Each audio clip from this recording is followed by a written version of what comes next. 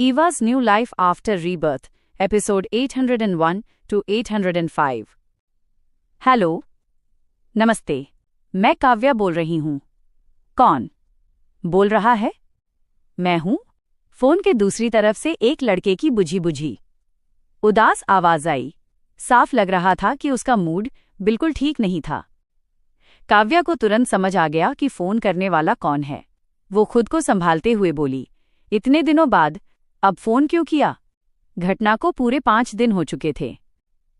इन 5 दिनों में काव्या ने न जाने कितनी बार अपने मन में यही सवाल दोहराया था, क्या इस इंसान ने कभी सच में ईवा से प्यार किया भी था, या फिर उसने ईवा को पूरी तरह छोड़ दिया था? दूसरी तरफ से अखिल की आवाज में गहरी उदासी झलक रही थी। उसने कहा, मैंने तुम लोगों से अलग स्कूल में कॉलेज एंट्रेंस एग्जाम दिया था। मैं घबराना नहीं चाहता था और पूरा ध्यान एग्जाम पर लगाना चाहता था, इसलिए उन 3 दिनों में न मैंने न्यूज़ देखी न अखबार पढ़ा। जैसे ही एग्जाम खत्म हुआ, मैं तुरंत अपने डैड के कैंप के लिए निकल गया। उसके मन में बस यही उम्मीद थी कि वो जल्द से जल्द खुद को इतना मजबूत बना ले कि उसके पास ईवा की हिफाजत करने की ताकत और काबिलियत हो सके। अजीब बात यह थी कि जिस चीज़ की उसे जितनी ज़्यादा परवाह होती, उसी में उससे उतनी ही आसानी से गलती हो जाती थी। वो चाहता था कि उसके पास इतनी ताकत और हौसला हो कि वो ईवा को साबित कर सके कि वो सिर्फ उम्र से बड़ा या दिखावे का समझदार लड़का नहीं है, बल्कि अपने जज्बातों को समझने वाला और उसे खुश रखने की काबिलियत रखने वाला इंसान भी है। लेकिन हकीकत ये थी कि हर बार जब ईवा किसी मुश्किल में फंसी या किसी बड़ी परेशानी का सामना किया, वो कभी उसके पास नहीं था, न उसे बचाने के लिए, न उसे तकलीफ से दूर रखने के लिए। यहाँ तक कि अखिल खुद भी नहीं समझ पा रहा था कि जिंदगी हर बार उसकी उम्मीदों और चाहतों के बिल्कुल उलट क्यों चल रही थी। अब समझ में आया। इसमें कोई हैरानी नहीं थी कि घटना के बाद इतने दिनों तक अखिल की तरफ से कोई जवाब नहीं आया। वो न कहीं दिखाई दिया और न ही कोई खबर दी। आज जाकर उसने सिर्फ फोन किया था। काव्या ने सीधी और साफ बात कही, अब तुम्हारे मन में क्या चल रहा है? मैंने तुम्हें पहले ही बता दिया था ना कि ईवा पहले से एक रिश्ते में है। वो थोड़ा रुककर बोली, ईवा का बॉयफ्रेंड वाकई बहुत अच्छा है। जब भी ईवा को किसी मदद की जरूरत पड़ती है, वो हमेशा उसके पास खड़ा होता है। फिर काव्या ने सच्चाई सामने रख दी, और तुम अपनी मौजूदा हालत देखो, ऐसे में तुम उससे मुकाबला कैसे करोगे? अखिल न तो सिद्धार्थ जितना हैंडसम था और न ही उसका रुतबा सिद्धार्थ के बराबर था। हैसियत और पर्सनैलिटी दोनों ही मामलों में वो उससे पीछे था। यहाँ तक कि ईवा की हिफाजत करने और हर हाल में उसका साथ देने की बात आए तो भी अखिल सिद्धार्थ से मुकाबला करने के काबिल नहीं था। काव्या मन ही मन गहरी सांस लेती है। उसकी नज़र में अब अखिल को इस रिश्ते से पीछे हट जाना चाहिए था। कुछ लड़ाइयाँ कोशिश से नहीं, हालात से जीती जाती हैं, और ये वही मामला था। ईवा वाकई एक अच्छी लड़की थी, और शायद इसी वजह से वो ऐसे इंसान की हकदार थी जो उसे सच्चे दिल से प्यार करे, उसकी परवाह करे और हर मुश्किल में उसके साथ खड़ा रहे। ईवा को किसी कमतर चीज से समझौता नहीं करना चाहिए था। अखिल अभी बहुत कच्चा और नासमझ था। उसमें ना तो इतना एक्सपीरियंस था और न ही इतनी समझ कि वो ये सब कर सके। अखिल ने जिद्दी लहजे में कहा, तुम कैसे कह सकती हो कि मैं उससे मुकाबला नहीं कर सकता? बिना कोशिश किए ही? जब तक ईवा की उस आदमी से शादी नहीं हो जाती, तब तक मेरे पास भी मौका है। अखिल किसी भी हाल में हार मानने को तैयार नहीं था। काव्या ने मुड़कर अपना चेहरा दूसरी तरफ कर लिया, इस तरह कि उसकी पीठ सिद्धार्थ की ओर थी। उसने साफ शब्दों में कहा, जैसी तुम्हारी मर्जी, ये तुम्हारा मसला है और फैसला भी तुम्हें ही करना है। मैं ये सब सिर्फ इसलिए कह रही हूं क्योंकि हम साथ पढ़ते हैं। इसके अलावा तुम्हारे फैसलों में मैं दखल नहीं दूंगी। थोड़ी देर बाद उसने बात खत्म करते हुए कहा, ठीक है, अभी मेरे घर मेहमान आए हुए हैं, ज्यादा देर बात करना ठीक नहीं है, मैं अभी फोन रखती हूं। रुको, मैं बस ये जानना चाहता हूं कि ईवा अब कैसी है। मैंने ईवा के घर फोन किया था, लेकिन किसी ने उठाया नहीं। ईवा ठीक तो है ना? कॉलेज एंट्रेंस एग्जाम वाले दिन शहर में जबरदस्त ट्रैफिक जाम था। ऊपर से सेंट्रल सीनियर हाई स्कूल के सामने हुए एक कार एक्सीडेंट में ईवा की मम्मी को हॉस्पिटल में एडमिट कराना पड़ा था। सिर्फ ये बात सोचते ही अखिल को एहसास हो गया कि वो दिन ईवा के लिए कितना मुश्किल, कितना दर्दनाक और कितना भारी रहा होगा। ये बात कैसे समझाऊं? कोई ईवा को नुकसान पहुंचाना चाहता है, इसलिए वो इन दिनों मेरे घर पर ही रह रही है। इस वक्त वो किचन में अपने मम्मी पापा के लिए खाना बना रही है। ईवा की मम्मी के हॉस्पिटल में एडमिट होने के बाद रिया एक बार दिखी थी और फिर भाग गई। तब से संदीप अंकल ही लगातार ईवा की मम्मी की देखभाल कर रहे हैं। तुम समझ सकते हो। मुझे पता है। रिया, तो मतलब फिर से वही रिया और अनीता। ठीक है, मैं फोन रख रही हूं। अगर वो और देर तक बात करती तो सिद्धार्थ की वजह से पहले वही मारी जाती। फोन कट करने के बाद काव्या को बहुत ज्यादा गिल्ट महसूस हुआ। उसने सिद्धार्थ की तरफ देखा जो उसे ठंडी नजर से घूर रहा था, और वो बस बेवजह हंसने लगी, इतना कि उसका चेहरा और मुंह तक अकड़ गए। तभी ईवा खाना लेकर बाहर आ गई। उसने कहा, जल्दी करो, गरम गरम खा लो। मैंने मम्मी पापा के लिए खाना पैक कर दिया है। खाना खत्म होने के बाद सिद्धार्थ जी मुझे हॉस्पिटल छोड़ देंगे। काव्या, आज तुम छुट्टी ले सकती हो। ये तो अच्छा है। आज इतनी गर्मी है कि बाहर जाने का बिल्कुल मन नहीं है। मौसम वैसे ही बेहिसाब गर्म था। अगर वो वहां बेवजह टिकी रहती तो हीट स्ट्रोक से ही मर जाती। तीसरे पहिए की तरह। तीनों ने जल्दी जल्दी खाना खाया और 5-10 मिनट में ही खाना खत्म कर लिया। ठीक है, तुम दोनों निकलो, मैं टेबल समेट देती हूं, काव्या ने सहज और शांत लहजे में कहा। अरे हाँ, एक बात बताना भूल गई थी। मैंने एक लंच बॉक्स और तैयार किया है। वो किचन में रखा है। उसे ले जाना और अपने डैड को दे देना। ऐसा नहीं था कि ईवा को हॉस्पिटल छोड़ने न जाने पर काव्या के पास करने को कुछ नहीं बचा था। एक तरह से ये उसका ऑफ था, लेकिन डायरेक्टर मेहता के लिए खाना पहुंचाना बिल्कुल सही बात थी। हाल ही में कॉलेज एंट्रेंस एग्जाम वाले मामले की वजह से तुम्हारे डैड बहुत ज्यादा बिजी चल रहे हैं। वो समय पर खाना भी नहीं खा पा रहे होंगे। अच्छा है कि अभी समर वेकेशन है, तुम्हारे पास अपने डैड का ध्यान रखने के लिए ज्यादा वक्त रहेगा। ठीक है, तो मैं निकलती हूँ, काव्या ने जवाब दिया। वैसे भी उसे कम ही फुर्सत मिलती थी। ऐसे में अपने डैड का ध्यान रखना तो जरूरी था ही, साथ साथ वो मौके मौके पर ईवा से जुड़े मामले की जांच कहाँ तक पहुंची है ये भी जान लेना चाहती थी। सब तय हो जाने के बाद ईवा और काव्या अलग अलग दिशाओं में निकल पड़ीं और अपने अपने फादर के लिए खाना पहुंचाने चली गईं। आज फिर से खाना लेकर आई हो? हॉस्पिटल की नर्स अब ईवा को अच्छी तरह पहचानने लगी थी। ईवा को देखते ही उसे याद आ गया कि वो यहाँ किस मकसद से आती है। वैसे तुम्हें ज्यादा चिंता करने की जरूरत नहीं है। तुम्हारी माँ अभी बहुत भूखी रहती हैं और अब उनका मिजाज पहले जैसा चिड़चिड़ा भी नहीं रहा। तुम जो दलिया भेजती हो वो पूरा खा लेती हैं। आज तुम खुद जाकर खाना देना चाहोगी? अपनी सगी माँ को अपने हाथों से बनाया हुआ दलिया पूरी तरह खाते हुए देख पाना, क्या ये अपने आप में एक तरह की खुशी नहीं थी?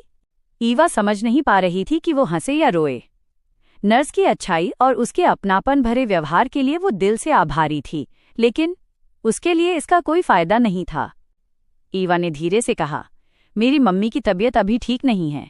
मुझे डर है कि मुझे देखते ही वो नाराज हो जाएंगी।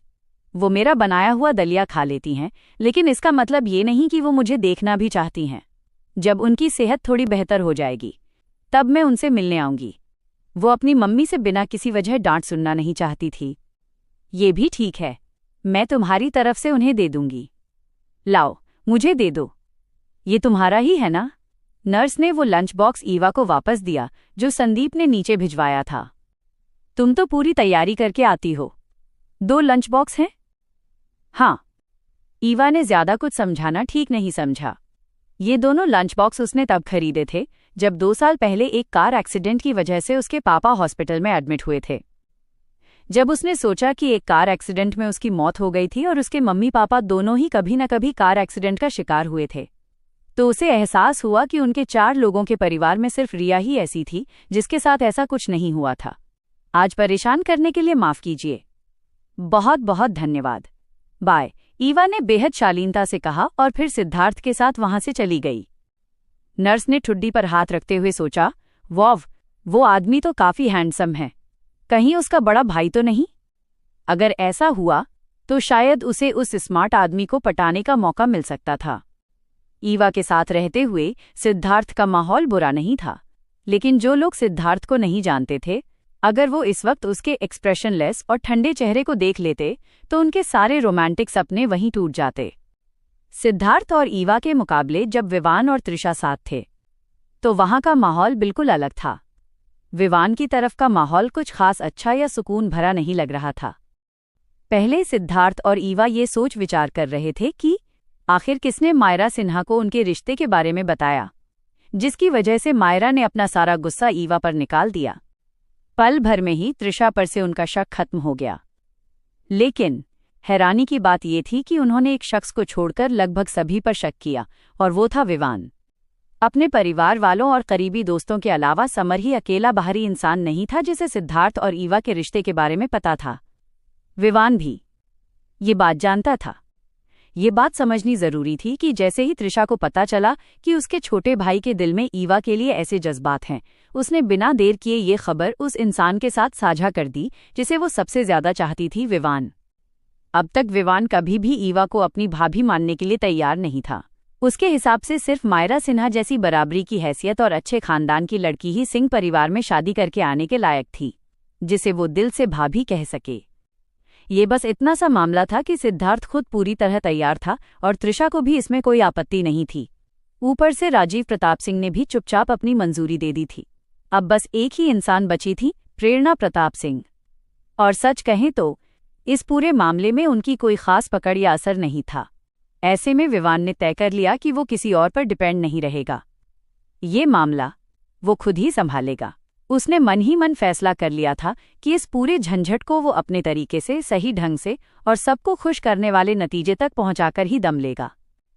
एक दिन यूं ही बातचीत के दौरान विवान को तृषा से मायरा के स्वभाव के बारे में पता चला। तब उसे ये जानकर हैरानी हुई कि खुद को बहुत चालाक समझने वाली मायरा को जरा सा भी शक नहीं था कि जिस चालाक लड़की को वो ढूंढ रही थी वो असल में ईवा ही है। बस फिर क्या था, विवान के दिमाग में तुरंत एक जबरदस्त आइडिया आ गया। उसने बिना देर किए किसी से मायरा का फोन नंबर निकलवाया और उसी वक्त उसे कॉल लगा दी। पिछली बार जब विवान सिंह फैमिली के घर गया था तो सिद्धार्थ और प्रेरणा प्रताप सिंह ने उसे जरा भी तवज्जो नहीं दी। ऊपर से देखने में विवान ने कुछ बुरा नहीं माना, चेहरे पर भी कोई नाराजगी नहीं दिखाई। लेकिन इसका मतलब ये बिल्कुल नहीं था कि उसने वो बात दिल से निकाल दी हो या उसे याद न रखा हो।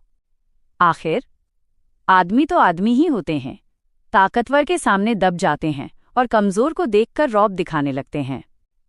बेइज्जती महसूस कर रहा विवान सीधे तौर पर सिद्धार्थ और प्रेरणा प्रताप सिंह, इन दोनों से कुछ कहने या अपना गुस्सा निकालने की हिम्मत नहीं कर पाया। उनके सामने वो बिल्कुल चुप रहा, लेकिन अपने दिल की भड़ास कहीं तो निकालनी ही थी। ऐसे में उसने सारी गलती एक ही इंसान पर थोप दी, ईवा पर। उसके हिसाब से इस पूरे मामले की जड़ वही थी और वही उसकी नाराजगी का आसान निशाना बन गई। उसका मानना साफ था कि वो तृषा के होने वाले लाइफ पार्टनर के तौर पर ही सिंह फैमिली के घर खाने पर गया था। अगर ईवा सच में समझदार और हालात को समझने वाली होती तो उसे पहले ही समझ जाना चाहिए था कि सिद्धार्थ और प्रेरणा प्रताप सिंह को अपने घर पर डिनर के लिए रोकना ठीक नहीं है। चाहे जैसे भी हालात होते, उसे उन्हें वहां से जाने के लिए कह देना चाहिए था, जरूरत पड़े तो सख्ती से, यहां तक कि भगाकर ही क्यों ना। असल में उसकी नज़र में वो और ईवा दोनों ही लगभग एक जैसी हालात में फंसे हुए थे। ऐसे में ईवा का ऐसा बर्ताव करना बिल्कुल गलत और नाइंसाफी भरा था। इसलिए अगर वो थोड़ा बेरहम या बदतमीज हो गया तो इसके लिए ईवा उसे दोष नहीं दे सकती थी। उसके हिसाब से गलती की शुरुआत उसी ने की थी। विवान ने अपनी नाराजगी और बेइज्जती का गुस्सा फिलहाल ईवा पर निकालकर थोड़ा हल्का महसूस किया। उसने पैसे खर्च करके किसी से खास तौर पर ईवा की पूरी जानकारी और हालात की जांच भी करवाई। इसी दौरान समर अचानक विवान के सामने आया। विवान को तुरंत लगा कि ये आदमी आगे चलकर उसके बड़े काम आ सकता है। यहीं पर विवान ने एक और चाल चली। उसने न सिर्फ मायरा को सिद्धार्थ और ईवा के असली रिश्ते की सच्चाई बता दी, बल्कि खुद आगे बढ़कर समर और मायरा की मुलाकात भी करवा दी। साफ था, विवान अब सिर्फ नाराज नहीं था, वो पूरा खेल सोच समझकर खेलने लगा था। विवान के बिना तो मायरा को ये तक पता नहीं चलता कि उसके शहर में समर दत्ता जैसा कोई इंसान मौजूद भी है। विवान का साफ मानना था कि सिर्फ मायरा ही नहीं, बल्कि समर का रुतबा और उसकी पहचान भी ईवा से कहीं ज्यादा मजबूत थी। आखिर ईवा थी ही क्या, एक साधारण गरीब और रिटायर्ड फौजी की बेटी। ऐसे में वो समर जैसे आदमी से कैसे जीत पाती। ऊपर से समर के साथ मायरा सिन्हा जैसा जबरदस्त सपोर्ट भी था।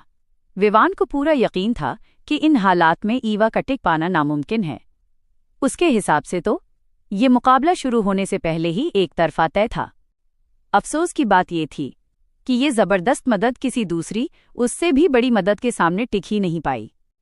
दरअसल मायरा की वजह से ही ईवा कॉलेज एंट्रेंस एग्जाम सही से दे पाई थी। इस पूरे मामले की शुरुआत खुद विवान ने की थी, इसलिए बाकी लोगों के मुकाबले वो इस बात के आगे क्या मोड़ आते हैं, इस पर सबसे ज्यादा नजर रखे हुए था। लेकिन जिस दिन ये खबर बाहर आई, उसी दिन विवान का चेहरा उतर गया। उसका रंग उड़ गया, मानो किसी ने उसके सारे हिसाब किताब एक झटके में उलट दिए हों। इतने लोगों को लगाकर और ढेर सारा पैसा पानी की तरह बहाने के बाद भी नतीजा जीरो रहा। एक भी स्टूडेंट कॉलेज एंट्रेंस एग्जाम में लेट नहीं हुआ। मतलब साफ था, ईवा आराम से एग्जाम सेंटर पहुंची और उसने एग्जाम दे भी दिया। इस बात ने विवान को अंदर तक झकझोर दिया। बिजनेस में आने के बाद उसने भले ही चेहरे पर नकाब पहनना सीख लिया था, लेकिन उस दिन वह सब बेकार हो गया। पूरे दिन उसका मुंह लटका रहा, चेहरा सख्त और गुस्से से भरा हुआ। हालात ऐसे थे कि उसका सेक्रेटरी तक उसके केबिन में घुसने की हिम्मत नहीं कर पाया। जब विवान ने त्रिशा से सुनी हुई ईवा की हालत के बारे में फिर से सोचा, तो उसका चेहरा और भी सीरियस हो गया। ईवा का परिवार भले ही कोई खास या ताकतवर नहीं था, लेकिन वो खुद विवान जैसी नहीं थी। इस मामले में विवान ही ऐसा था जो बिल्कुल नीचे वाले तबके से अकेला ऊपर आया था।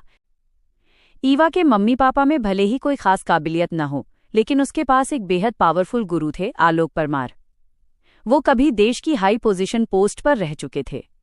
ऐसे दमदार गुरु के रहते ये कैसे कहा जा सकता था कि ईवा का कोई अच्छा बैकग्राउंड नहीं है। यह सच्चाई सामने आने के बाद विवान की बेचैनी और बढ़ गई। उसे पहली बार महसूस हुआ कि वो शायद ईवा को जितना आसान समझ रहा था, मामला उतना सीधा नहीं था।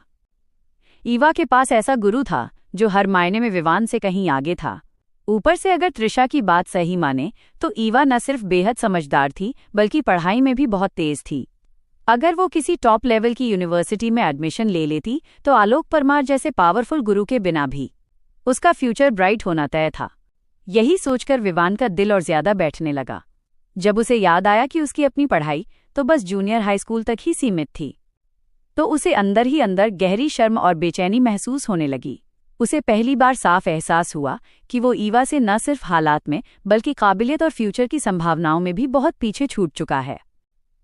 इस बार विवान ने खुद आगे बढ़कर पहल इसलिए की थी क्योंकि वो किसी भी तरह ईवा को कॉलेज एंट्रेंस एग्जाम देने से रोकना चाहता था। उसका मकसद साफ था, अगर ईवा एग्जाम नहीं दे पाती तो उसका नाम मेरिट लिस्ट से हट जाता, आगे पढ़ाई का रास्ता बंद हो जाता और धीरे धीरे उसका सिद्धार्थ से रिश्ता भी टूट जाता। उसके हिसाब से यही सबसे बेहतरीन नतीजा होता। एक कदम आगे की सोचें तो भले ही ये चाल ईवा और सिद्धार्थ को अलग न कर पाती, फिर भी अगर ईवा किसी नामी या बड़े कॉलेज से पढ़कर नहीं निकलती तो विवान इसे किसी तरह बर्दाश्त कर सकता था। कम से कम उस हालत में वो ये एक्सेप्ट कर पाता कि ईवा उसे जीजा कहे। सिंह फैमिली के सभी लोग अपने अपने फील्ड के दिग्गज थे। उनका रुतबा ऊंचा था और समाज में उनकी पहचान मजबूत थी। ऐसे माहौल में त्रिशा से शादी के बाद विवान यह बिल्कुल नहीं चाहता था कि पूरे परिवार में वही अकेला ऐसा इंसान माना जाए जिसकी हैसियत और पहचान सबसे ज्यादा सवालों के घेरे में हो। सीधी सी बात यह थी कि वो ईवा को नीचे खींचकर अपने लिए एक तरह का सहारा बनाना चाहता था ताकि खुद थोड़ा ऊपर और सुरक्षित दिख सके। लेकिन जब उसकी ये चाल नाकाम हो गई तो विवान की सबसे बड़ी चिंता कुछ और ही बन गई। अब उसे बस यही डर सता रहा था कि सिद्धार्थ इस पूरे मामले की जांच कहाँ तक करेगा और कहीं इस चक्कर में उसका नाम सामने आ गया तो। अगर ऐसा हुआ तो वो खुद भी बुरी तरह फंस सकता था। हालांकि अब उसके करियर में थोड़ी बहुत सक्सेस मिल चुकी थी, लेकिन सिंह फैमिली का उसके लिए रवैया सिर्फ ठंडा गर्म नहीं था, वह उससे भी बदतर था। वे लोग तो उसे मानो पूरी तरह नजरअंदाज ही कर रहे थे, जैसे उसका कोई वजूद ही न हो।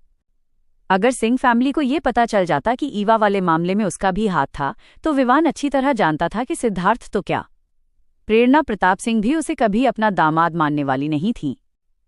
अपने चमकदार बड़े और आलीशान ऑफिस को देखते हुए, जहां महंगी इंटीरियर फिनिशिंग थी, असली लेदर का सोफा रखा था और सामने लाल रंग की शानदार ऑफिस टेबल सजी थी, विवान के मन में अजीब सा भाव उठा।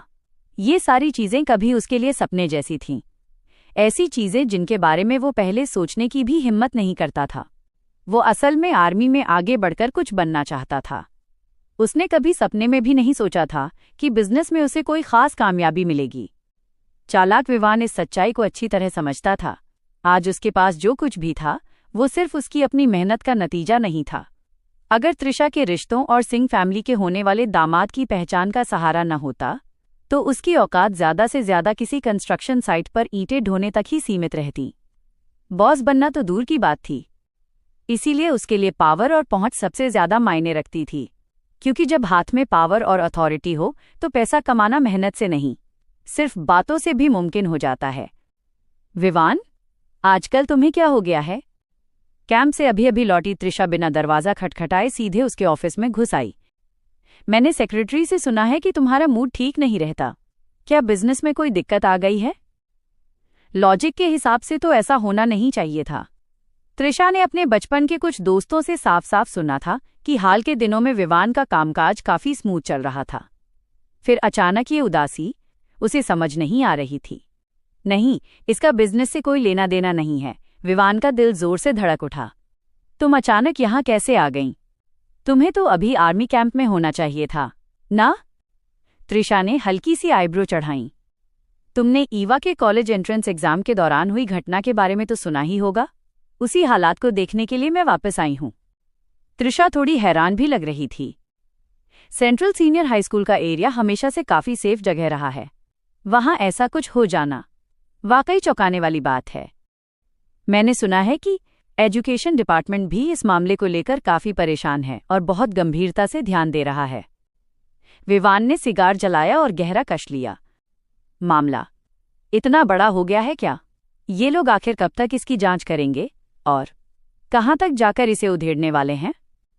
तुम क्या कह रहे हो? त्रिशा का चेहरा परेशानी से भर गया। अगर सरकारी विभाग ऐसे मामलों पर ध्यान ही न दें तो फिर ये कैसे कहा जा सकता है कि वे जनता की सेवा कर रहे हैं? इस घटना का असर काफी नेगेटिव है और मुझे पूरा भरोसा है कि इसके बाद कई और नतीजे सामने आएंगे। जांच कितने दिन चलेगी? ये तो 10 दिन बाद ही साफ होगा। वो साफ तौर पर परेशान और झुंझलाई हुई लग रही थी। सच कहें तो दिल के किसी कोने में उसे इस बात से थोड़ी राहत भी महसूस हो रही थी कि ईवा इस झमेले में फंसी। आखिर अगर ईवा बहुत ज्यादा काबिल और चमकदार साबित हो जाती तो उसके सामने विवान और भी ज्यादा बेकार और कमजोर नजर आता। लेकिन आखिर सब एक दूसरे को इतने सालों से जानते थे। ऐसे में त्रिशा का ये चाहना कि ईवा का एग्जाम खराब जाए कहीं से भी ठीक नहीं लगता था। उल्टा ईवा जितनी ज्यादा काबिल और शानदार साबित होती उतना ही सिंह फैमिली को गर्व महसूस होता कि सिद्धार्थ ने ऐसी लड़की से शादी की है। फिर इसमें बुरा क्या था? तुम्हारा क्या मतलब है? विवान का दिल अचानक टस्सा गया। 10 दिन इंतजार क्यों करना पड़ेगा? कहीं मामला और बिगड़ तो नहीं जाएगा? त्रिशा के चेहरे पर एक कड़वी सी मुस्कान आ गई। सिद्धार्थ की नज़र वाकई बहुत तेज है। सच कहूं तो अगर सिद्धार्थ की मदद न भी मिले तब भी ईवा का फ्यूचर कोई बुरा नहीं होने वाला। मॉम ने बताया था कि ईवा स्कूल में हमेशा अपनी बैच की टॉपर रही है। स्कूल के सारे टीचर्स का कहना है कि इस साल वो पूरे स्टेट की टॉप 8 स्टूडेंट बनने की रेस में भी मजबूती से खड़ी है। इसके बाद जो कहा जाना था वो त्रिशा ने कहा नहीं, लेकिन विवान सब समझ गया। अगर ईवा सच में स्टेट की टॉप 8 स्टूडेंट बन गई तो जिन लोगों की वजह से वो लगभग कॉलेज एंट्रेंस एग्जाम मिस करने वाली थी या जिनकी हरकतों से उसका ये सम्मान छिन सकता था, वे सब पल भर में दुश्मन बन जाते। आखिर स्टेट की टॉपर बनना कोई मामूली बात थोड़ी होती है। ऐसे में मुंबई का एजुकेशन डिपार्टमेंट इस मामले को गंभीरता से लिए बिना कैसे रह सकता था? ये तो तय था कि इस पर जबरदस्त ध्यान दिया जाएगा। हर साल दूसरे शहरों से कोई न कोई टॉपर निकल ही आता था, लेकिन मुंबई जैसे शहर के लिए कॉलेज एंट्रेंस एग्जाम का टॉपर मिलना किसी बड़ी किस्मत से कम नहीं था, जो बहुत ही कम देखने को मिलता है। बाहर धूप आंखों को चुभा रही थी, लेकिन विवान की हथेली पर ठंडा पसीना आने लगा। ठीक है, मान लिया कि वो आम एग्जामों में अच्छा करती रही है, वो बड़बड़ाया, लेकिन इसका मतलब ये तो नहीं कि कॉलेज एंट्रेंस एग्जाम में भी वही कमाल दिखा दे। वो तो बस सेंट्रल सीनियर हाई स्कूल की टॉपर रही है। फिर सब लोग इतने यकीन से कैसे कह रहे हैं कि उसके नंबर इतने जबरदस्त आएंगे कि वो पूरे स्टेट की टॉपर बन जाएगी? स्टेट की टॉप स्टूडेंट। पढ़ाई से हमेशा दूर भागने वाले विवान के लिए तो यह शब्द ही किसी और ही दुनिया का लग रहा था। ऐसा खिताब जिसकी उसने कभी कल्पना तक नहीं की थी। जब वो खुद पढ़ाई करता था तब विवान के नंबर कभी खास अच्छे नहीं रहे, फिर भी उसे अपने उन क्लासमेट से हमेशा जलन भी होती थी और मन ही मन इज्जत भी, जो पढ़ाई में तेज थे। ऐसा नहीं है कि मैं ईवा के लिए बुरा चाह रहा हूं, उसने सफाई दी, लेकिन मैंने सुना है कि वो आखिरी 3 मिनट में एग्जाम हॉल में घुसी थी। ईवा की उम्र ही क्या है। ये पहली बार था जब उसके साथ ऐसा कुछ हुआ। हम जैसे बड़े लोग भी ऐसे हालत में बिना इफेक्ट हुए नहीं रह पाते, तो फिर बच्चे कैसे संभाल पाएंगे। उसका दिमाग पूरी तरह गड़बड़ा गया होगा। ऐसे हालात में क्या वो सही से पेपर कर पाएगी? अगर किसी एक भी सब्जेक्ट में उसका पेपर खराब हो गया तो बाकी के पेपर्स के लिए खुद को संभाल पाना उसके लिए बहुत मुश्किल हो जाएगा। हाँ, ऐसा होना तो बिल्कुल मुमकिन था।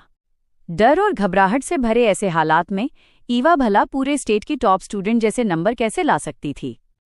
इस मोड़ पर आकर अंदर से पूरी तरह हिल चुका विवान अब ये दुआ भी नहीं कर रहा था कि ईवा की रैंक गिर जाए या उसे मुंबई की किसी टॉप यूनिवर्सिटी में एडमिशन ना मिले। अब उसकी बस एक ही ख्वाहिश रह गई थी, किसी भी हालत में ईवा स्टेट की टॉपर न बने।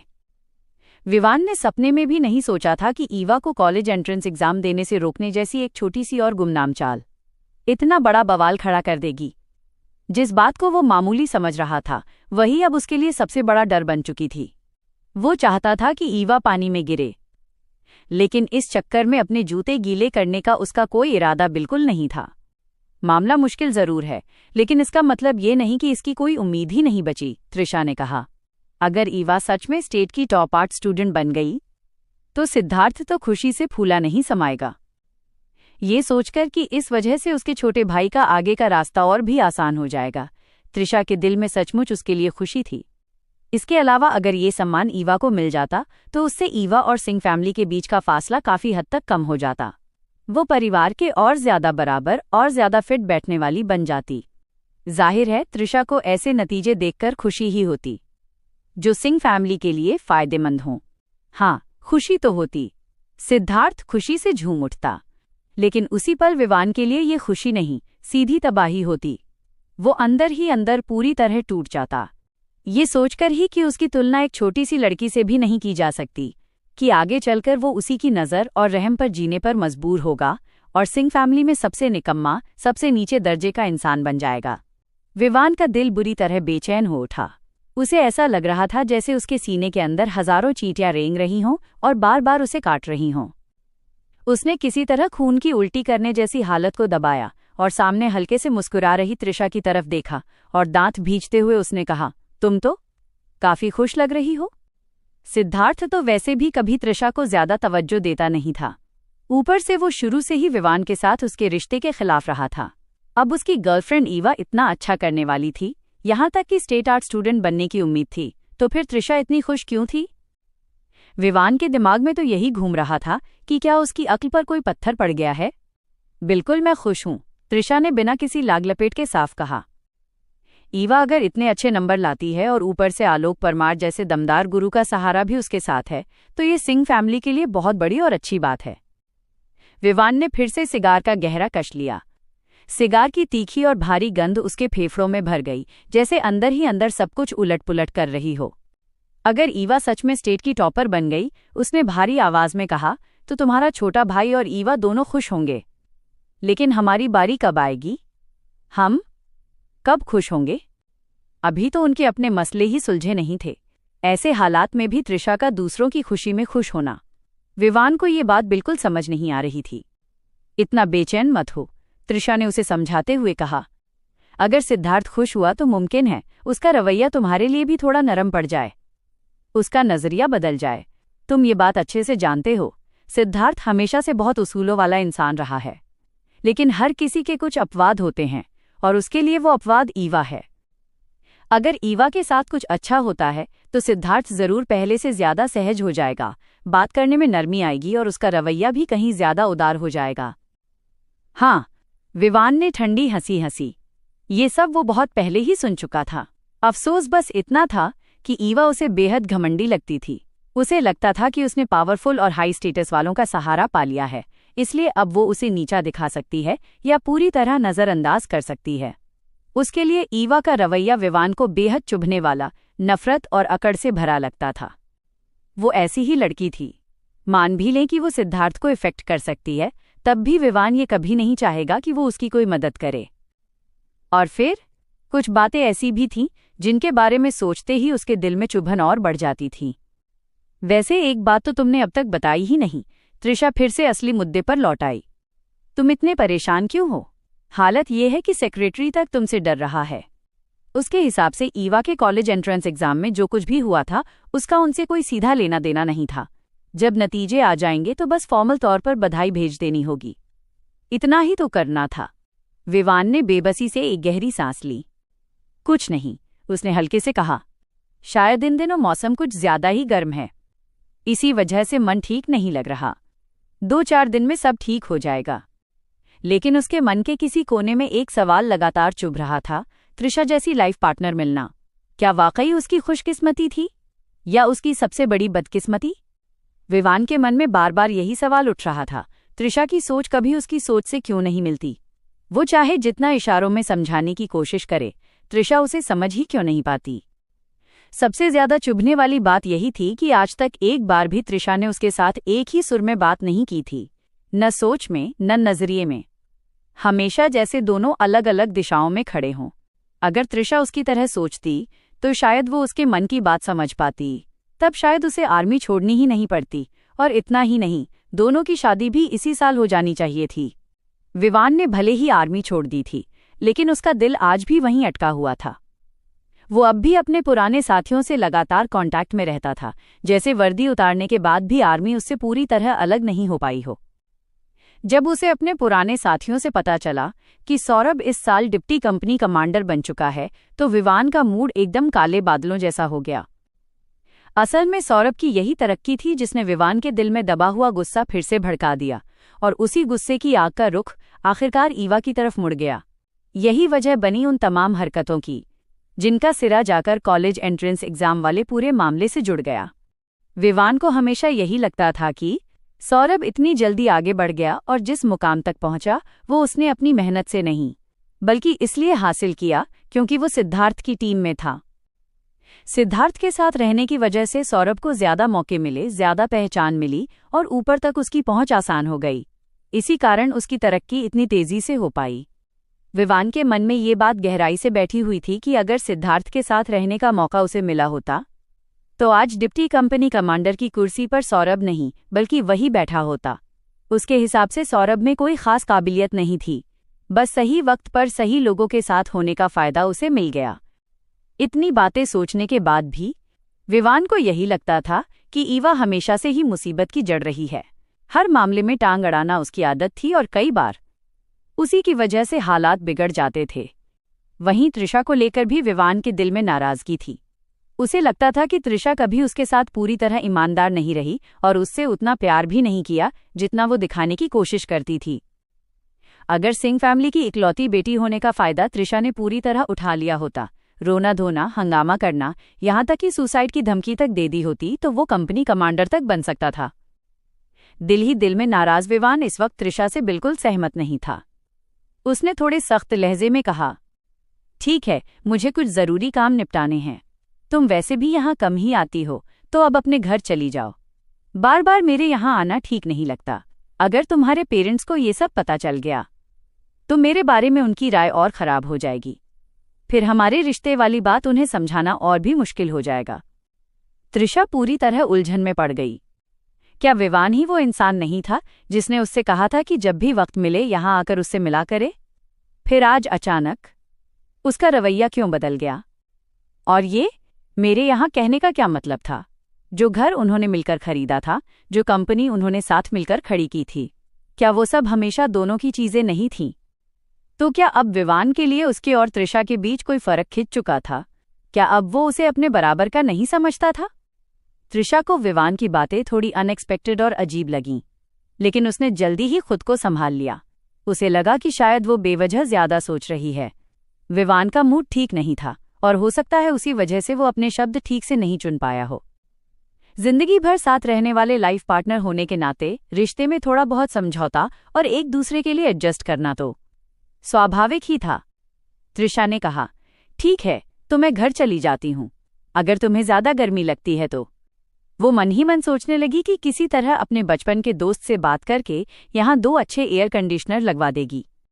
ठीक है, अब तुम वापस चली जाओ। विवान ने उसकी बात बीच में ही काट दी और बार बार उससे जाने के लिए कहता रहा। अगर वहां उस वक्त कोई तीसरा इंसान मौजूद होता तो वो साफ समझ जाता कि विवान त्रिशा से जाने की गुजारिश नहीं कर रहा था, बल्कि उसे साफ साफ बाहर का रास्ता दिखा रहा था। लेकिन प्यार में पूरी तरह डूबी हुई त्रिशा को ये बात जरा भी महसूस नहीं हुई। वो बड़े सब्र से खड़ी हुई और जाने की तैयारी करने लगी, मानो विवान के एक इशारे पर ही उठना बैठना उसकी आदत बन चुकी हो। अरे वाह, आज तो बड़ी खास मेहमान आई है। जब प्रेरणा प्रताप सिंह ने त्रिशा को घर आते देखा तो उनके चेहरे पर खुशी भी थी और नाराजगी भी। उसकी बेटी की अभी शादी भी नहीं हुई थी, लेकिन हाल ऐसा था जैसे वो पहले ही किसी और परिवार की हो चुकी हो। पिछले झगड़े के बाद से लेकर अब तक ये पहला मौका था जब त्रिशा वापस सिंह परिवार के घर आई थी। क्या हुआ, आप मुझे देखकर खुश नहीं हो? चलो, फिर मैं चली ही जाती हूं, त्रिशा ने शरारती सी मुस्कान के साथ कहा और जानबूझकर बदमाश बनने का नाटक करने लगी। तुम सच में? प्रेरणा प्रताप सिंह गुस्से में इतनी भर गईं कि आगे कुछ कह ही नहीं पाईं। वो जोर से सोफे पर बैठ गईं और त्रिशा की तरफ देखना तक नहीं चाहा। एक आदमी के चक्कर में अपने ही माँ बाप को इस तरह नाराज कर देना, ये काबिलियत भी त्रिशा में कम नहीं थी। त्रिशा को अपनी मॉम का यूं रूठना मजेदार लगा। वो पास जाकर उनके बगल में बैठ गई और प्यार से बोली, मॉम, गुस्सा मत किया करो। औरतें गुस्सा करती हैं तो जल्दी बूढ़ी हो जाती हैं। मैं तो बस मजाक कर रही थी। पहले आर्मी में नए लोग आ गए थे, इसलिए घर आने का वक्त ही नहीं मिल पाया। अब थोड़ा फुर्सत मिली है तो भला मैं घर छोड़कर कहाँ जाने वाली हूँ? पहले त्रिशा को इस बात का बुरा लगा था कि उसकी मॉम प्रेरणा और सिद्धार्थ ने विवान को जरा भी अहमियत नहीं दी, लेकिन आखिर वो उसके अपने लोग ही थे। भला त्रिशा कब तक अपनी माँ और भाई से नाराज रह सकती थी? असल में पिछले साल भी ऐसा ही हुआ था। 1 महीने के अंदर ही उसका गुस्सा अपने आप ठंडा पड़ गया था। ऊपर से राजीव प्रताप सिंह ने उससे काफी बातें की थीं और समझाया भी था, इसलिए उसका मन और जल्दी शांत हो गया। विवान को कोई खास अहमियत न देने के अलावा सिंह परिवार ने कभी भी कोई ज्यादा सख्त या हद से बढ़ी हुई हरकत नहीं की थी। दूसरे परिवारों की तुलना में देखा जाए तो सिंह परिवार को तो सच में काफी सुलझा हुआ और नरम कहा जा सकता था। अगर विवान बीच में रुकावट न बनता तो त्रिशा का घर आना कम से कम 2-3 गुना ज्यादा होता। प्रेरणा प्रताप सिंह के होठों के कोने हल्की सी मुस्कान में मुड़ गए, लेकिन उनकी बात दिल से नहीं निकली थी। मुझे क्या पता तुम सच बोल रही हो या नहीं। तुम्हारा मन हो तो घर आ जाया करो, और अगर यहाँ आना अच्छा नहीं लगता तो जहाँ दिल करे वहाँ जाओ, मुझे कोई फर्क नहीं पड़ता। तो क्या मैं अपनी मॉम के पास लौटकर नहीं आई हूँ? देखो ना, कितनी सीधी सादी बनकर तुम्हारे पास बैठी हूँ। त्रिशा ने प्रेरणा जी के कंधे पर सिर टिका दिया और होंठ फुला लिए। उस पल प्रेरणा प्रताप सिंह पूरी तरह उलझन में पड़ गईं। त्रिशा अब कोई छोटी लड़की नहीं थी, वो लगभग 30 साल की हो चुकी थी। ये पहला मौका था जब प्रेरणा ने अपनी बेटी को इस तरह नखरे दिखाते और लाड़ से पेश आते देखा था। त्रिशा को बहस करना आता था अपने डैड राजीव प्रताप सिंह से भी और अपनी मॉम से भी, लेकिन उसने पहले कभी ऐसा बिहेव नहीं किया था। इसमें कोई शक नहीं था कि त्रिशा की ये नई आदत विवान की देन थी। अचानक अपनी बेटी त्रिशा को देखकर जो खुशी हुई थी वो पल भर में गायब हो गई। प्रेरणा प्रताप सिंह ने दर्द से माथा पकड़ लिया। सिर में तेज दर्द होने लगा था। उनके दिल में भावनाएं मिक्स हो रही थीं। इतनी गर्मी है, तुम अपनी माँ के इतना पास क्यों बैठी हो? तुम्हें गर्मी नहीं लगती होगी, लेकिन तुम्हारी माँ को तो लगती है। राजीव प्रताप सिंह प्रेरणा जी की हालत सबसे अच्छे से समझते थे। उन्होंने त्रिशा से कहा कि वो थोड़ा दूर जाकर बैठे ताकि प्रेरणा को थोड़ा वक्त और जगह मिल सके और वो खुद को संभाल सकें। त्रिशा ने हल्की सी अकड़ के साथ नाक सिकोड़ी। गर्मियों का मौसम था और उसकी अपनी माँ ही उसे पास बैठने से बचा रही थी, लेकिन फिर भी इस दुनिया में कोई तो ऐसा था जो उसे कभी भी खुद से दूर नहीं करता था। उस इंसान के होने से त्रिशा न तो दुखी थी और न ही नाराज। उसने मुस्कुराते हुए कहा, मॉम, बहुत गर्मी है, पसीने से पूरी तरह भीग गई हूँ। मैं जरा नहा धो लूँ, फिर आकर आपसे बातें करती हूँ। त्रिशा को बेटी की तरह नखरे दिखाते हुए और सोल्जर की तरह सीधे चलने की बजाय लड़की की तरह उछलते कूदते जाते देख प्रेरणा प्रताप सिंह की चिंता और बढ़ गई। उधर राजीव प्रताप सिंह का चेहरा भी सीरियस हो गया। प्रेरणा ने दवाई वाला तेल निकाला और अपनी कनपटी पर लगाया। राजीव प्रताप सिंह पास आकर बैठ गए और धीरे धीरे उनकी कनपटियों की मालिश करने लगे। प्रेरणा प्रताप सिंह ने गहरी सांस ली और चिंता भरी आवाज में बोली, राजीव, वो हमारी इकलौती बेटी है। क्या तुम सच में कोई रास्ता नहीं सोचोगे? वो एक लड़की है, उम्र चाहे जो भी हो, आखिर लड़की ही है। वो लगातार किसी और के घर रह रही है और वो घर एक आदमी का है।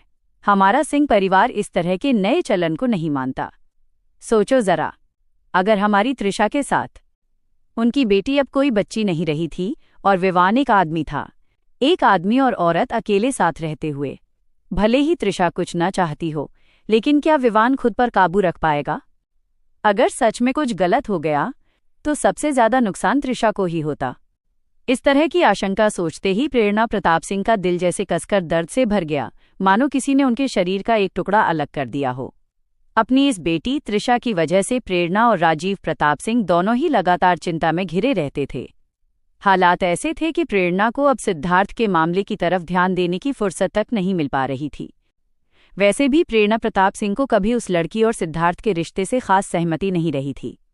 फिर भी सिद्धार्थ और वो लड़की कभी भी अजीब ढंग से पेश नहीं आए थे और न ही उन्होंने अपनी हदें पार की थीं। सिद्धार्थ ज्यादातर समय आर्मी में ही रहता था।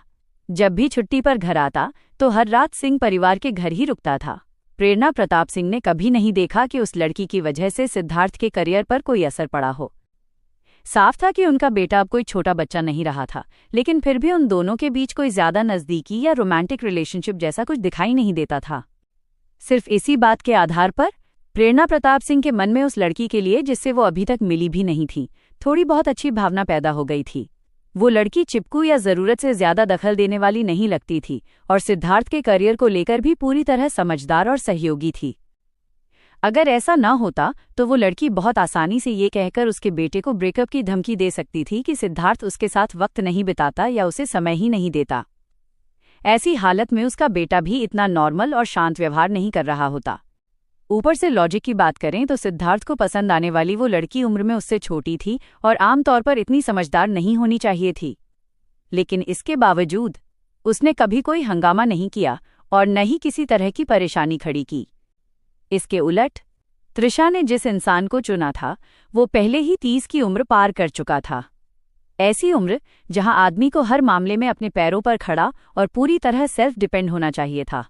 लेकिन इसके बावजूद त्रिशा उसके साथ रहने लगी तो प्रेरणा प्रताप सिंह की चिंता रत्ती भर भी कम नहीं हुई। भले ही वो अपने दोनों बच्चों के पार्टनर से पूरी तरह खुश नहीं थीं, लेकिन त्रिशा के बॉयफ्रेंड का तो हद से ज्यादा हो रहा था। उन्हें याद आया कि कुछ समय पहले ही सोसाइटी के एक लड़के ने अपनी गर्लफ्रेंड को प्रेग्नेंट कर दिया था। आखिरकार हालात ऐसे बने कि दोनों को जल्दीबाजी में शादी करनी पड़ी। उस बात को लेकर पूरी सोसाइटी में काफी दिनों तक चर्चा और हंसी मजाक चलता रहा था। यही सोचकर प्रेरणा प्रताप सिंह का दिल और घबरा गया। कहीं त्रिशा भी प्रेग्नेंट हो गई तो? अगर ऐसा हो गया तो वो क्या करेंगी? राजीव, मुझे बहुत बेचैनी हो रही है। मुझे डर लग रहा है कि त्रिशा। इतना कहकर प्रेरणा प्रताप सिंह ने अपने पेट की तरफ इशारा किया और फिर सीने पर हाथ मार लिया। उनका मन भारी हो गया था और सांस भी ठीक से नहीं आ पा रही थी। राजीव प्रताप सिंह को प्रेरणा की चिंता बेवजह नहीं लगी। उन्होंने सीरियस आवाज में कहा, मुझे भरोसा है कि हमारे संस्कारों में पली बढ़ी हुई त्रिशा ऐसा कुछ नहीं करेगी। लेकिन अगर सच में ऐसा कुछ हो भी गया तो बस यही माना जाएगा कि हम उसकी परवरिश में कहीं न कहीं चूक गए। और साथ ही अब ये भी समय आ गया है कि त्रिशा अपनी जिंदगी के हर फैसले की जिम्मेदारी खुद उठाए। भले ही विवान की वजह से त्रिशा में काफी बड़ा बदलाव आ गया था, लेकिन राजीव प्रताप सिंह को नहीं लगता था कि त्रिशा और विवान का रिश्ता ज्यादा समय तक चल पाएगा। अगर दो लोग एक दूसरे के लिए सही नहीं होते तो उनका रिश्ता 1-2 साल चल सकता है। यहां तक कि अगर एक पार्टी लगातार समझौता करता रहे और सब कुछ सहता रहे तो रिश्ता 7-8 साल तक भी खिंच सकता है। लेकिन ऐसा रिश्ता कभी भी पूरी जिंदगी नहीं चल पाता। और जिस दिन वो रिश्ता टूटेगा उस दिन त्रिशा को अपने गलत फैसले की कीमत खुद ही चुकानी पड़ेगी। राजीव प्रताप सिंह समझ सकते थे कि उनकी बेटी की बातों ने प्रेरणा को अंदर तक हिला दिया था। उनके माथे पर शिकन आ गई और आंखों में सख्ती झलकने लगी। अब कुछ न कुछ करना जरूरी था। उन्होंने गहरी आवाज में कहा, हम हालात को अपने हिसाब से नहीं बल्कि कुदरत के हिसाब से चलने देंगे। इसका कोई न कोई हल जरूर निकलेगा। लेकिन वो कब निकलेगा? प्रेरणा प्रताप सिंह को टालमटोल नहीं चाहिए था, उन्हें साफ और ठोस जवाब चाहिए था। राजीव प्रताप सिंह हल्के से मुस्कुराए, इतनी बेचैनी से कुछ हासिल नहीं होगा। तुम बस खुद को ही बीमार कर लोगी। क्या तुम्हारी चिंता की वजह से विवान त्रिशा से रिश्ता तोड़ देगा? हो सकता है, अगर तुम त्रिशा को बार बार टोकना और समझाना बंद कर दो तो वो सब न करे जिन बातों का तुम्हें डर सता रहा है। प्रेरणा प्रताप सिंह ने झुंझलाकर सोफे पर जोर से हाथ मारा। नहीं, ये नहीं चलेगा। ईवा की बात सही थी। जब बच्चे छोटे थे तब उसने न त्रिशा को ठीक से टोका और न ही सिद्धार्थ को सख्ती से समझाया, और अब हाल ये था कि वही अपनी ही औलाद की चिंता में घुली जा रही थी। सच में अपने किए की कीमत तो उसे चुकानी ही पड़ रही थी। इसका क्या मतलब हुआ कि ये नहीं चलेगा? कपड़े बदलकर त्रिशा अपने कमरे से बाहर आई। उसके गीले बालों में तौलिया लिपटा हुआ था और चेहरे पर साफ नाराजगी झलक रही थी। उसका चेहरा उतरा हुआ था। साफ था कि उसने प्रेरणा प्रताप सिंह की बातें सुन ली थीं। क्या उसके मॉम डैड उसके और विवान के रिश्ते की ही बात कर रहे थे? क्या उसकी मॉम ये कह रही थीं कि वो कभी भी उन दोनों को साथ रहने की इजाजत नहीं देंगी? राजीव प्रताप सिंह ने धीमी लेकिन गुस्से से भरी आवाज में कहा, मुझे इस बात से दिक्कत नहीं है कि तुम कम घर आती हो। तुम्हारी अपनी जिम्मेदारियां हैं। जब तुम और सिद्धार्थ छोटे थे तब हम भी ज्यादातर घर पर नहीं रहते थे। लेकिन इंसान की जिंदगी में कुछ उसूल और मर्यादाएं होती हैं जिनको मानना जरूरी होता है। ये तुम्हारा आजकल का रवैया आखिर है क्या? त्रिशा ने इधर उधर नजर दौड़ाई। उसके गीले बालों से पानी की बूंदें फर्श पर टपक रही थीं। तभी उसे देर से एहसास हुआ कि वो सिंह परिवार के घर में है। ये वो घर नहीं था जहां वो विवान के साथ रहती थी। वहां जैसे ही वो नहाकर बाहर आती थी, विवान खुद तौलिया लेकर उसके बाल सुखा देता था। त्रिशा इस आदत की इतनी आदी हो चुकी थी कि ये ही भूल गई कि वो अपने घर में है। ऐसे में राजीव प्रताप सिंह का गुस्सा होना बिल्कुल लाजमी था। तुम्हारे दादाजी ने कितनी मेहनत की थी ताकि तुम और सिद्धार्थ अच्छे संस्कार और सही आदतें सीखो, और आज तुम दूसरों के असर में आकर इतनी आसानी से बदल गई। राजीव प्रताप सिंह गुस्से से बोले, अगर घर लौटना है तो अपनी मर्जी से लौटो। जबरदस्ती आकर हमारे सामने ऐसा रवैया दिखाने की जरूरत नहीं है। घर नहीं भी आओगी तो कोई बात नहीं। जब तुम्हारा दिल ही हमारे साथ नहीं है तो यहां मौजूद रहने का भी कोई मतलब नहीं। त्रिशा, मुझे ये कहने की भी जरूरत नहीं कि मैं तुमसे कितना निराश हूं। तुम्हारे इस व्यवहार को देखकर क्या तुम्हें सच में लगता है कि मैं विवान के साथ तुम्हारे रिश्ते को मंजूरी दे दूंगा? तुम्हें ये बात खुद ही बेतुकी नहीं लगती? त्रिशा कभी डिसिप्लिन और सलीके वाली लड़की हुआ करती थी। वो सिंह परिवार की एक अच्छी बेटी थी, लेकिन विवान के असर में आकर वो रास्ते से भटक गई। चाहे विवान इंसान के तौर पर अच्छा हो या नहीं, सिर्फ यही बात राजीव प्रताप सिंह के लिए काफी थी कि वो उसे कभी अपना दामाद एक्सेप्ट नहीं कर सकते थे। आखिरकार इंसान का व्यवहार ही उसकी सोच और उसके स्वभाव का आईना होता है। कभी कभी कोई आदमी किसी औरत को जरूरत से ज्यादा लाड़ प्यार देता है। ये हर बार प्यार की वजह से नहीं होता। कई बार ये अति लाड़ होता है जो इंसान को बिगाड़ देता है, और जरूरत से ज्यादा तारीफ आखिरकार उसे नुकसान ही पहुंचाती है। इस साल त्रिशा पूरी तरह अपनी समझ खो चुकी थी, वरना राजीव प्रताप सिंह के मन में तो यहां तक ख्याल आ गया था कि काश उसे एक दो थप्पड़ मारकर अक्ल ठिकाने लगा दें। सीधी बात ये थी कि अगर त्रिशा में जरा सी भी समझ बाकी होती तो राजीव प्रताप सिंह उसे सख्ती से समझाने को तैयार थे। कम से कम तब उसे शर्म तो आती और उसे एहसास होता कि वो कहाँ और कैसे गलत रास्ते पर जा रही है। इसके उलट त्रिशा अपनी सारी समझ खो चुकी थी। अब हाल ये था कि चाहे उसे मारा जाए, डांटा जाए या सजा के तौर पर घुटनों के बल बैठा दिया जाए, वो उनकी एक भी बात सुनने वाली नहीं थी। ऐसा करना बस मेहनत की बर्बादी ही होता। सिद्धार्थ तो घर आ गया है। त्रिशा को अंदर से बहुत बुरा लग रहा था। उसका घर आना आखिर गलत कैसे हो गया? वो बस ये भूल गई थी कि उसने बाल नहीं सुखाए हैं। इसमें इतनी बड़ी कौन सी बात थी? फिर उसके डैड ने ऐसा क्यों दिखाया जैसे उसने कोई बहुत बड़ा गुनाह कर दिया हो, और ऊपर से उसमें विवान को भी घसीट लिया गया। उसे विवान के लिए भी बहुत बुरा लग रहा था। अगर उसे डांटने वाली उसकी माँ होती तो त्रिशा जरूर पलटकर जवाब देती, लेकिन उसे डांटने वाले राजीव प्रताप सिंह थे। उनसे त्रिशा डरती थी और उनके सामने पलटकर बोलने की हिम्मत उसमें नहीं थी। इसलिए उसने बात घुमा दी और सबका ध्यान उस तरफ मोड़ दिया, सिद्धार्थ की ओर, जो अभी अभी घर लौटा था। यही बात साफ साबित करती थी कि घर में असली फैसला राजीव प्रताप सिंह का ही चलता था। जब भी घर में कोई टकराव होता, आखिरी बात वही कहते थे, घर लौटना कोई अजीब बात तो नहीं है, है ना? जूते बदलते हुए सिद्धार्थ ने दो टूक लेकिन तंज भरे लहजे में कहा। सिद्धार्थ का सिंह परिवार के घर लौटना तो बिल्कुल सामान्य बात थी, बल्कि हैरानी की बात तो ये थी कि आज त्रिशा घर पर मौजूद थी। त्रिशा को अंदर ही अंदर गुस्सा आ रहा था। आखिर घर में मौजूद हर शख्स उसी को निशाना क्यों बना रहा था? विवान ने उससे कहा था कि क्योंकि वो घर कमाती है इसलिए उसके अपने लोग उसके साथ प्यार से पेश आएंगे, लेकिन हकीकत तो बिल्कुल उल्टी थी। ऐसा क्यों हो रहा था? अब काफी हद तक संभल चुकी प्रेरणा प्रताप सिंह ने सिद्धार्थ की तरफ देखा और बोली, ईवा के यहाँ सब ठीक रहा है ना? उम्मीद है तुमने उससे एग्जाम के बारे में ज्यादा कुछ नहीं पूछा होगा। अब तो एग्जाम खत्म हो चुके हैं, अगर उसकी परफॉर्मेंस पर असर पड़ा भी होगा तो कोई बात नहीं। 1 साल और मेहनत कर लेगी और अगले साल फिर से एग्जाम दे देगी। ईवा का ख्याल आते ही प्रेरणा प्रताप सिंह के दिल में फिर से गुस्सा उमड़ आया। वो टॉपर बन सकती थी, लेकिन उस हादसे की वजह से कहीं उसकी परफॉर्मेंस पर असर तो नहीं पड़ गया? इस साल सिंह परिवार के लिए जैसे कुछ भी ठीक नहीं चल रहा था। कहीं किसी की नज़र तो नहीं लग गई थी? असल बात ये थी कि प्रेरणा प्रताप सिंह ईवा को दिल से पहले ही सिंह परिवार का हिस्सा मान चुकी थीं। ईवा का नाम सुनते ही सिद्धार्थ के चेहरे पर हल्की सी गर्व भरी चमक आ गई, लेकिन ईवा की चिंता में डूबी प्रेरणा प्रताप सिंह ने उस बात पर ध्यान ही नहीं दिया। मॉम, फिक्र मत करो। ईवा ने कहा है कि वो पक्का नहीं कह सकती कि इस बार पहले से बेहतर किया या नहीं, लेकिन उसका लेवल तो वैसा ही रहा जैसा हमेशा रहता है। राजीव प्रताप सिंह ने अपने बेटे की आंखों में झलकते उस गर्व को देख लिया।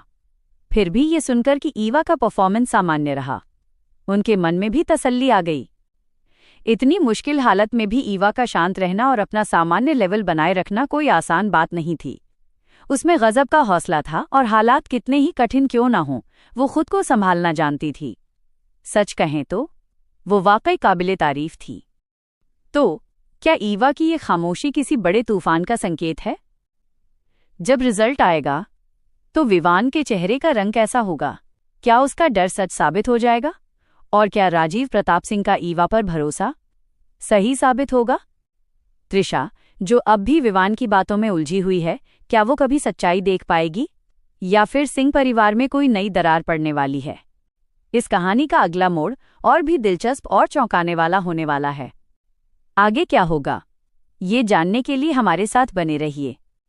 अगर आपको ये कहानी पसंद आई तो इसे लाइक करना न भूलें और अपनी राय कमेंट में ज़रूर बताएं। मिलते हैं कहानी के अगले एपिसोड में। तब तक के लिए अलविदा।